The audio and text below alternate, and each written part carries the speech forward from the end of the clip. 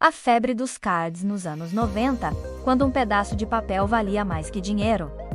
Se você viveu os anos 90, sabe exatamente do que a gente vai falar agora. Teve uma época em que um pedaço de papel colorido podia causar brigas na escola, amizades desfeitas, negociações dignas de bolsa de valores e até choro no recreio. Estamos falando da febre dos cards nos anos 90, um fenômeno que tomou escolas, bancas de jornal, quartos de criança e até mesas de bar de adulto que jurava que era só brincadeira. Se você nunca teve um card, talvez você tenha tido um amigo que tinha, um primo que ostentava ou alguém que sempre perdia tudo nas trocas. Hoje, a gente vai relembrar como os cards dominaram uma geração inteira e por que eles significavam muito mais do que papel.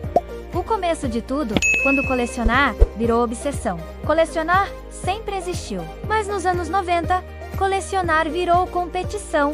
Não bastava ter cards, era preciso ter os raros, ter os brilhantes e ter os que ninguém mais tinha. A lógica era simples: quem tinha a coleção mais completa, mandava no recreio. E tudo começava na banca de jornal. Você chegava com moedas suadas na mão, escolhia o pacotinho e fazia aquele ritual sagrado. Abrir devagar, torcer, suspirar e se frustrar quando vinham repetidos. Os cards de esporte. O status máximo. Antes mesmo de Pokémon dominar o mundo, os cards esportivos já eram febre.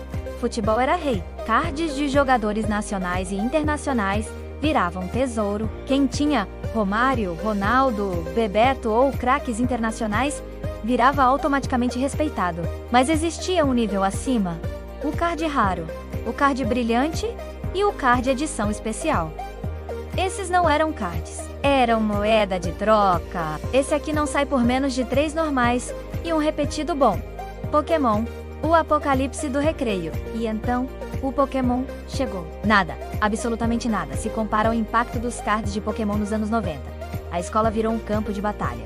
Não era só colecionar, era batalhar, aprender regras, decorar poderes, discutir se tal carta era forte ou roubada. Charizard virou uma lenda. Quem tinha um Charizard não precisava falar nada. O card falava por ele. Havia crianças que nunca jogavam, mas sabiam o valor de cada carta, só para negociar melhor. Era o capitalismo puro.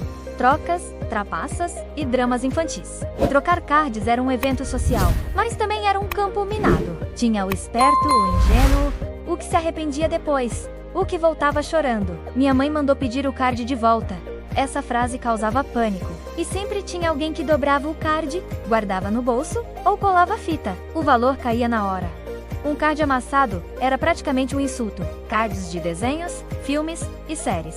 Não era só Pokémon, os anos 90 lançaram cards de tudo. Dragon Ball, Cavaleiros do Zodíaco, X-Men, Jurassic Park, Batman, Power Rangers. Cada franquia tinha seus cards, seus raros e seus fãs obcecados. Alguns vinham com holografia, textura diferente, efeitos que pareciam mágicos. Era tecnologia alienígena para a época. Cards que vinham em tudo, menos onde fazia sentido. Se tinha produto infantil, tinha card. Vinham em chiclete, salgadinho, cereal, revista álbum especial. Às vezes você nem queria o produto, queria o card. O salgadinho era só um obstáculo. E o cheiro do card? Mistura de papel tinta e gordura de salgadinho. Impossível esquecer. Os álbuns.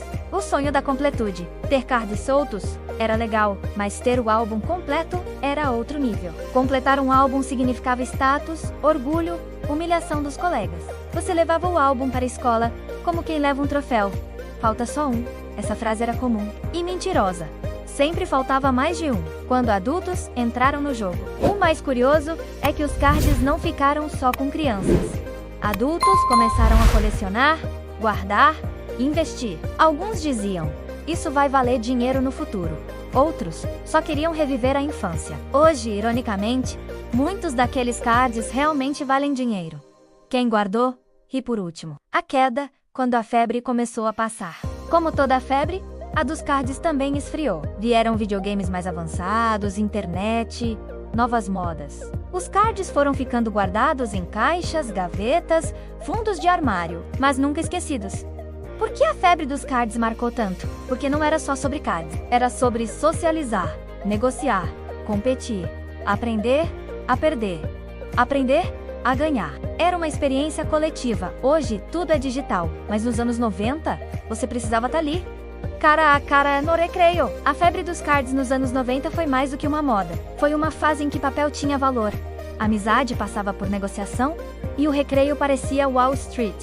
Se você viveu isso, você sabe. Se não viveu, perdeu uma experiência única. Agora conta pra gente, qual foi o card mais raro que você teve? Ou aquele que você trocou e se arrepende até hoje? Deixa nos comentários, deixa o like e se inscreve no Pop Sem Filtro porque aqui a nostalgia vale ouro.